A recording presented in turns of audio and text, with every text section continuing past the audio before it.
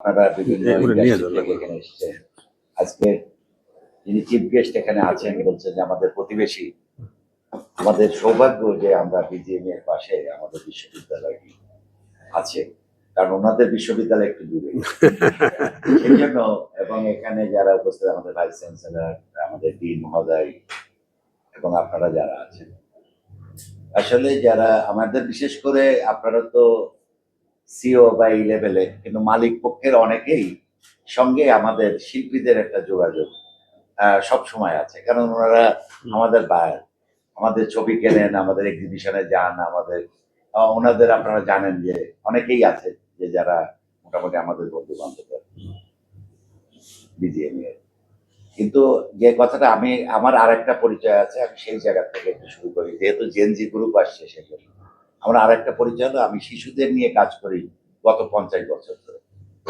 সেই জন্য আমি জেনারেশন টু জেনারেশন দেখতে পাই, যেটা হচ্ছে যে এটার একেবারে গোড়ার থেকে যদি দেখি, আমাদের ছেলে মেয়েদেরকে একটা বা দুইটা ছেলে মেয়ে, এখন ম্যাক্সিমাম একটা দুইটা ছেলে মেয়ে, কিন্তু আমাদের সময় তা ছিল না।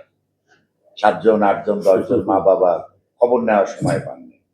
কিন্তু আপনাদের ছেলে মেয়ে এত আদুরের, ও রাজপুত্র আর রাজকন্যা বলি, রাজপুত্র আর রাজকন্যা, সেটা হলো আপনি খেতে পারেন আর না পারেন, আপনার সন্তান যা চাইবে আপনি তাই দেবেন। এই আপনারা যারা আছেন, আপনাদের ছেলে মেয়ে, আমাদের ছেলে মেয়ে না, আমাদের ছেলে মেয়ে অনেক, তাদের ছেলে মেয়ে হয়ে গেছে, আমরা দাদা নানা হয়ে গেছি, কিন্তু আপনাদের ছেলে মেয়েদের যা চাবে আপনি কিন্তু শত কষ্ট হলেও সেটা আপনি দিবেন। এবং মজার ব্যাপার হলো যে আমি এখানে একদিন একটা সেশনে ল ডিপার্টমেন্টের, তারা ল ডিপার্টমেন্ট থেকে পাশ করে বের হয়ে যাচ্ছে, আমি একদিন মজা করে জিজ্ঞেস করছি, তোমাদের সত্যিকার অর্থে মা বাবা কাদের কাদের মুখে মানে ভাত খাওয়াই, তোমাদের মুখে তুলে 20 থেকে 25 জন হাত তুলে, এরা অনার্স কমপ্লিট করে যাচ্ছে। তাহলে সেই ছেলে মেয়ে কিন্তু আপনারা তাদের জবের কথা ভাবছেন, তাই তো? আমি কথাটা অন্য কারণে বলছি আপনাদেরকে, আপনার ছেলে মেয়েও কিন্তু সেই জিনিস, ওই চিফ গেস্ট সেইটা বলছে যে আপনাদের ছেলে মেয়ে আলফা গ্রুপ আসতেছে, তাই তো? জিএনজি গেল, এরপরে আলফা, তা অতএব আপনাদের ছেলে মেয়ে কি হবে বুঝেন? অতএব সেটা হচ্ছে যে আমরা প্রপার, আজকে ধরেন জাপান বলেন, চায়না বলেন, কোরিয়া বলেন, বা উন্নত বিশ্বে ছেলে মেয়েদেরকে যে এডুকেশন দেওয়া হয় সেই এডুকেশন বাংলাদেশে আমি দেখি নাই। কারণ আমি পড়াশোনা করছি জাপানে আজ থেকে 30-35 বছর আগে, আমার ছেলে মেয়েকে নিয়ে আমি জাপানে গিয়েছি, অর্থাৎ তাদের স্কুল লাইফ আমি দেখেছি। তারা ঘর পরিষ্কার করতো, তারা মেঝে পরিষ্কার করতো, তারা বাথরুম পরিষ্কার করতো, তারা একসঙ্গে ইয়ের গরিব ধনী সব একসঙ্গে খাইতো, একসঙ্গে সব। আপনি তো সেই হিসাবে তাদেরকে মানুষ করতে পারছেন না, আমাদের স্কুল লেভেলে তো সমস্যা। আপনি যতই তুলনা করেন, আমাদের স্কুল লেভেলে এই এডুকেশনটা আমরা দিতে পারছি না। যে সামাজিক শিক্ষার প্রয়োজন ছিল, বাবা মার প্রথম শিক্ষক হলো বাবা মা। বাবা আপনি তো দিচ্ছেন না তাদের শিক্ষক, আপনি শিক্ষক হিসাবে যে শিক্ষা দিতে পারছেন না, আপনি তো আপনার ছেলে মেয়েকে বলছেন না তোমার থালটা খেয়ে ধুয়ে আসো। যদি আপনি আজকে আমেরিকায় থাকতেন তাই বলতেন, আপনিই বলতেন। আপনি যেখানে কাজের লোক নাই আপনি তাদেরকে করবেন। আমরা কি কি করছি দেখেন, আমার অজান্তে কি কি ভুল করছি, আমি সাইকোলজি নিয়ে একটি কথা বলছি। তার কারণ হলো যে আপনি গাড়িতে বসে একজন মুরব্বী রিক্সাওয়ালাকে বলছেন, মানে একটা গালি দিয়ে কথা বলছেন, আপনার বাচ্চাকে আপনার গাড়িতে বসান, আপনার বাচ্চা ওই জিনিসই শিখছে।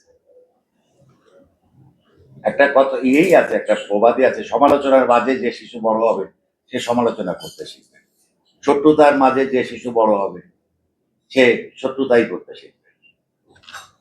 যদি সে মা বাবার কাছ থেকে নিন্দার কথা শোনে সে নিন্দা করবে। অতএব আমি যেটা বলি প্রায় এই বিশ্ববিদ্যালয়ে, ওনারা আমার গল্প সব মুখস্থ হয়ে গেছে, আমি একটা কথা বলি, আমার খুব ভালো ছাত্রর দরকার নেই, আমার ভালো ছাত্র চাই না, আমি একটা ভালো মানুষ চাই। বাংলাদেশে যেটা সব থেকে বড় অভাব, আমাদের নৈতিকতা নাই, আমাদের সততা নাই, আমাদের কোনো কিছু নাই, আর এই দেশের কোনো পরিবর্তন হইতে পারে না। অতএব গভর্নমেন্ট যেটাই বলুক না কেন, প্রথম হলো গিয়ে একেবারে আমার পরিবারের শিক্ষা লাগবে, আমাদের প্রাইমারি স্কুলের শিক্ষা লাগবে। অতএব এই গ্রাজুয়ালি যদি এটা ডেভেলপ না করে, এই বাংলাদেশের যে স্বপ্ন আমরা দেখতে চাচ্ছি সেটা হবে না। আমাদের নৈতিকতা, আদর্শ সবকিছু জলাঞ্জলি দিয়ে ফেলেছি। সব সত্যি কথা বলছি, জলাঞ্জলি দিয়ে ফেলেছি। শুধু আমরা কি চিনি? একটা জিনিসই চিনি, টাকা টাকা টাকা টাকা। রাতারাতি বড় হতে হবে। তো ভালো মানুষ বানাতে পারছি না যে দেশে, যে দেশে কি হবে? যাই হোক, এগুলো আমার মনের কষ্ট। আমার কষ্ট যে আমি একা, তো আমি তো সরকার না, আমি তো কিছু পরিবর্তন করতে পারবো না। আমি শুধু বলতে পারবো, এই করতে পারবো। তা সেই কারণেই আপনাদের যে আক্ষেপের কথা বলছেন, এই আক্ষেপ সবারই। কারণ ঘটনা হচ্ছে যে আজ দেশ, জাতি, মানুষ, কোনো কিছুই, শিক্ষা, কোনো জায়গাতেই আমরা আসলে সঠিকভাবে পরিচালনা করতে পারছি না বলে আজকে আমরা এই সিচুয়েশন পড়েছি। কারণ এখন অন্য যুগ, আপনি দেখবেন যে ছেলে মেয়েরা কোথায় যাচ্ছে, কিভাবে হাঁটতেছে। আমি প্রায় দেখি এখান থেকে বেরোনোর সময় ইউনিভার্সিটিতে ওর খবরই নেই। আর ঘটনা হচ্ছে যে ওর মা বাবা, মানে আপনারা যারা হচ্ছেন, মা বাবা তার বাড়ি, গাড়ি, ব্যাংক ব্যালেন্স সব করে রাখছে, সব করে রাখছে। আপনারাও তাই করছেন। এখানে যারা আছেন সবাই কিন্তু একই জিনিস, একই ভুল করছে। সব করে রাখছেন, ওর কোনো পরিশ্রমের দরকার নেই। ও সারা রাত জাগবে আর সারাদিন ঘুমাবে। তবে কোনো পরিবর্তন হবে না। আমি অন্য কথায় গেলাম না। আমি নিজেই একজন ডিজাইনার।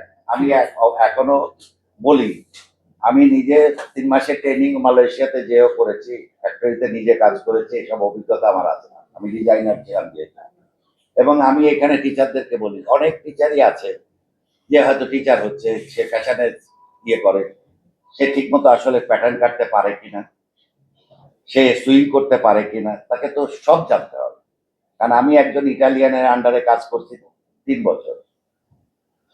একজন ইটালিয়ানের আন্ডারে কাজ করেছি 3 বছর। আমি যদি ইন্ডাস্ট্রি লাইনে যেতাম তাও ভালো করতাম, কারণ আমি সব মেশিন চালাতে পারতাম। মানে এরকম অবস্থায় আমি এই পাপ মেশিন টেশিন আজ থেকে 40 বছর আগে আমি এগুলোর উপরে কাজ করেছি।